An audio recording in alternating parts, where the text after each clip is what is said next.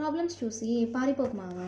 ఎంత కష్టం వచ్చినా నిలబడు. కష్టాన్ని తప్పించుకునే ప్రయత్నం చేయకు. కష్టాన్ని తట్టుకొని నిలబడే ప్రయత్నం చేయి. ప్రాబ్లమ్స్ ఎంత కష్టపెట్టినా భయపడకు.